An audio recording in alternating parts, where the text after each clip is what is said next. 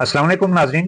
23 अगस्त को योम नीला बट मनाकर हमें ये बताया जाता है कि 1947 में जो मुहिम जो हुई, जो तहरीक चली, उसका नुक्ता आगाज नीला बट था। और यह भी बताया जाता है कि इस मकाम से सरदार अब्दुल कयूम खान ने पहली गोली चलाई और इसकी वजह से उनको मुजाहिद अव्वल कहा जाता है। लेकिन क्या हकीकतन ऐसा था या कुछ छुपाया जा रहा है? तारीख को एक झूठ को मुसलसल तारीख बताकर अवाम को बेवकूफ बनाया जा रहा है। इस हवाले से हम बात करेंगे और ये चीज देखेंगे कि तहरीक कब शुरू हुई, कैसे शुरू हुई, उसका नुक्ता आगाज क्या था, किन और हमसे एक मुसलसल झूठ कब से बोला जा रहा है और किस वजह से बोला जा रहा है, इस झूठ को बताने वाले कौन थे और आगाज कब हुआ।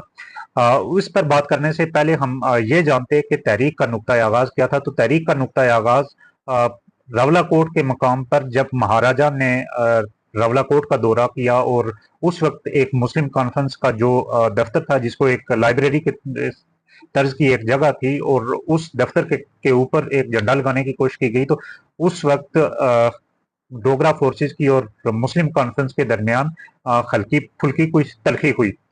उससे फिर मामलात मजीद आगे बढ़ते गए। जून 1947 के आखिर में मौलवी इकबाल साहब, जो कोठी मकवालों के रहने वाले थे, उनके घर पर मुस्लिम कॉन्फ्रेंस का एक बड़ा जलसा हुआ और उस जलसे की पादाश में मौलवी इकबाल साहब का जो घर था उसको नजर आतिश भी किया गया। मौलवी इकबाल साहब को गिरफ्तार करने की कोशिश भी की गई, लेकिन उन्होंने साथ ही दूसरे गांव पछोट में उन्होंने जाकर पनाह ली और वहां भी उन्होंने मोबिलाइजेशन जारी रखी, लोगों को मोबिलाइज करते रहे। उसके बाद 3 अगस्त को 3 अगस्त 1947 को एक बड़ा जलसा देखने में आता है, लेकिन ये जलसा बाग के मुकाम पर था, जिसकी क़ियादत सैयद हसन शाह साहब ने की।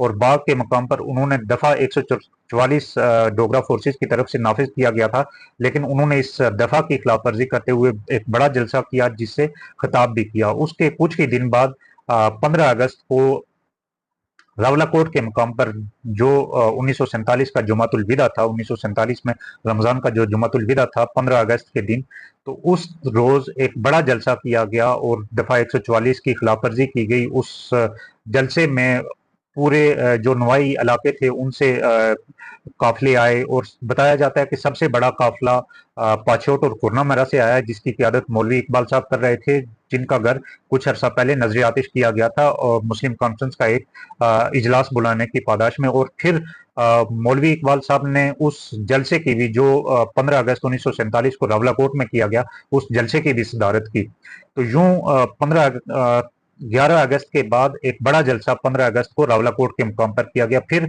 19 अगस्त को एक दूसरा बड़ा जलसा रावलाकोट के मुकाम पर किया गया। ये ईद उल फितर का दिन था और ईद उल फितर के दिन ईद पढ़ने के बाद लोग जमा हुए और महाराजा और डोगरा फोर्सेस के खिलाफ तकारीर की। चूंकि उस वक्त पाकिस्तान का क्याम वजूद में आ चुका था और पाकिस्तान के हक में भी नारे लगे और नारे लगते रहे।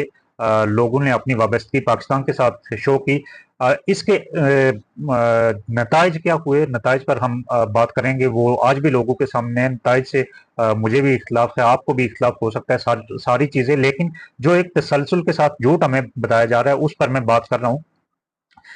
उसके बाद फिर 19 अगस्त को जो एक जलसा हुआ, उसके बाद 23 अगस्त को नीला भट्ट के मुकाम पर एक जलसा हुआ, जिसकी क़ियादत जो हमें जो तारीख पढ़ाई जा रही है या बताई जा रही है और जो आजकल नीला भट्ट की तारीख हमें बताई जा रही है, उसके बरक्स हकीकत उसके बरक्स है। और उस जो 23 अगस्त 1947 को नीला भट्ट के मुकाम पर जो जलसा हुआ, उसकी जो सदारत की, जो क़ियादत की उस जलसे की, वो सैयद शमशाद हुसैन साहब ने की। और फिर उसके बाद 26 अगस्त को डबाड़ी के मकाम पर, जहां पर डोगरा फोर्स का एक कैंप भी था, उसके सामने एक बड़ा जलसा हुआ। और उस जलसे में मौलवी मोहम्मद बख्श नाम के एक शख्स थे, एक साहब थे, उन्होंने और उनके साथियों ने कुछ डोगरा सिपाहियों से उनकी बंदूकें छीनी और गोली चलाई। और ये थी वो पहली गोली जो मौलवी मोहम्मद बख्श साहब ने और उनके साथियों ने डोगरा फोर्सेस से राइफल छीन कर चलाई। और उसका जो उस पर जो डोगरा फोर्सेस ने जवाबी फायर किया, तो उसमें सवाबा का एक शख्स भी मारा गया, जिसका नाम काबिल खान तारीख हमें बताती है। मुख्तलिफ किताबों में इसका तज़किरा मिलता है, जिसमें एक सरदार मुख्तार खान की किताब आज़ादी का ख्वाब परेशान भी शामिल है, उसमें भी इनका तज़किरा मिलता है। उसके बाद जो एक मुनज़्ज़म अस्करी जिद्दोजहद थी, मसल्ला बगावत जो मुनज़्ज़म मसल्ला बगावत शुरू हुई, वो 29 अगस्त को दोथान के मुकाम पर शुरू हुई, जहाँ पर डोगरा फोर्सेस के दरमियान और जो मकामी जो जंगजू थे, मकामी अस्करियत पसंद या जहादी कह लें, मकामी जो लोग थे, उनके दरमियान एक मार्का हुआ जिसमें 5 के लगभग करीब 5 या 6 मकामी लोग शहीद हुए। इस तरह डोगरा फोर्सेस जो थी उनका भी एक बड़ा नुकसान देखने को मिला। ये वो वाकयात का एक तसलसल था जो आपको बताया, और इस वाक़े में, इन सारे वाकयात में हमें ये चीज़ एक देखने को मिलती है कि सरदार अब्दुल क़य्यूम खान साहब का तज़किरा कहीं पर भी नहीं मिलता।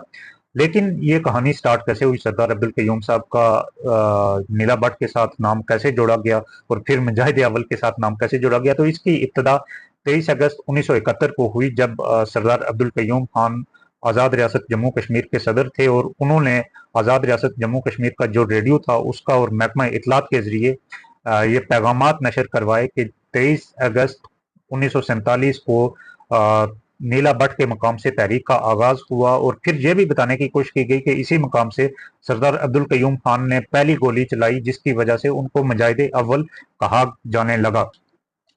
लोगों ने एतराज़ ना किया, शायद लोगों ने उनका एहतराम किया, या फिर अगर एतराज़ किया भी तो वो कहीं कोट ना हुआ, क्योंकि उस वक्त प्राइवेट मीडिया था नहीं या सोशल मीडिया था नहीं कि इतना ज़्यादा इज़हार राय हमारे सामने आता।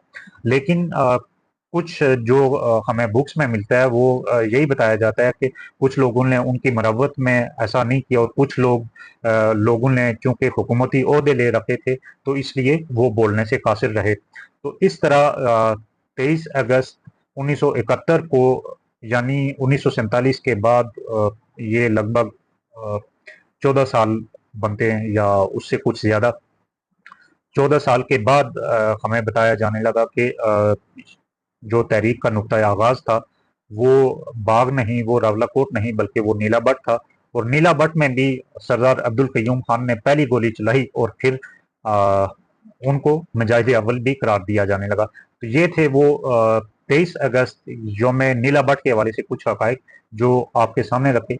बाकी तारीख़ी वाक़यात का तसलसल कोशिश करूँगा कि आपको बताता जाऊँ, और क्या होता रहा, कैसे होता रहा, नताइज पर भी बात करेंगे। तब तक के लिए इजाज़त दीजिए। अल्लाह हाफ़िज़।